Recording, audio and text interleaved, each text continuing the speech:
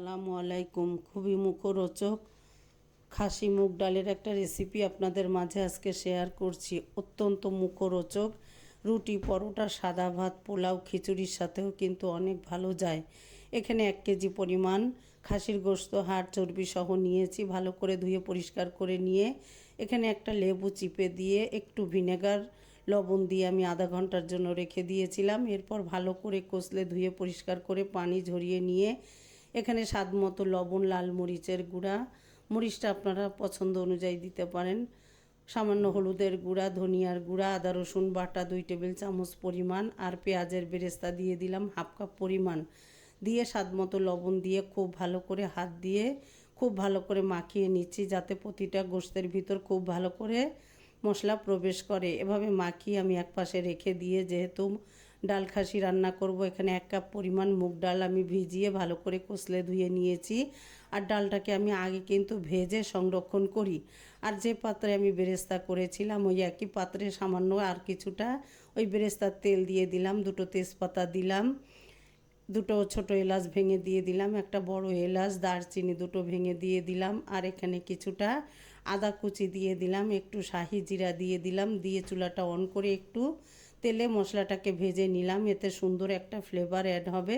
আর এই পর্যায়ে আমি আগে থেকে যে গোশতটা মাখিয়ে রেখেছিলাম এবার এখানে দিয়ে দিলাম, দিয়ে এই মশলার সাথে খুব ভালো করে এখানে একটু উল্টে পাল্টে কষিয়ে নিচ্ছি, তাতে মশলার ফ্লেভারটা পুরো গোশততেই মিশে যাবে। এবার ঢাকনা দিয়ে আমি একদম লো হিটে রেখে কিছু সময় নাড়াচাড়া করে এভাবে কষিয়ে নিয়েছি, আর খুব ভালো করে কষিয়ে নিয়েছি। আর এ পর্যায়ে তেল আমি খুব কম ব্যবহার করেছি, যেহেতু খাসির গোশে প্রচুর পরিমাণ চর্বি আছে, তাই এখানে তেলটা আমি খুব কম ব্যবহার করেছি। এবার এখানে আমি 1 কাপ পরিমাণ গরম পানি, যে পাত্রটায় আমি গোশত মাখিয়ে রেখেছিলাম, এটা ধুয়ে দিয়ে ঢাকনা দিয়ে 10 মিনিটের মতো জাল করে ঢাকনাটা তুলে আবার নাড়াচাড়া করে আবার ঢেকে দিয়েছি।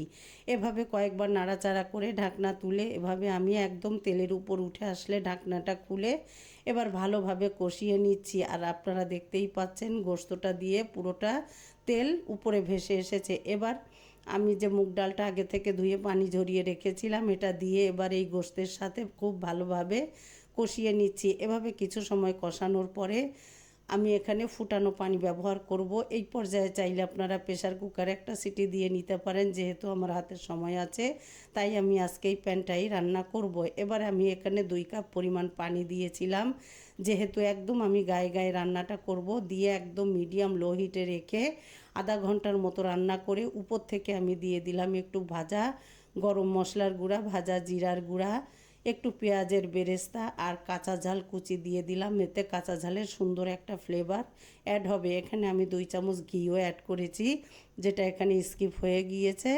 এবার ঢাকনা দিয়ে আমি রেখে দিয়েছিলাম চুলার উপরে, আর গরম গরম সাদা ভাতের সাথে পরিবেশন করেছিলাম। এটা রুটি পরোটার সাথে খেতেও কিন্তু অসাধারণ। আপনারা একবার হলেও এভাবে রান্না করে খেয়ে দেখবেন। আর এভাবে রান্না করলে আপনি যদি না বলেন কেউ বুঝতেই পারবে না এটা খাসির গোশত দিয়ে রান্না করা হয়েছে। ভালো লাগলে পুরো ভিডিও দেখে একটা সুন্দর কমেন্ট করবেন। সবাই অনেক ভালো থাকবেন। আসসালামু আলাইকুম।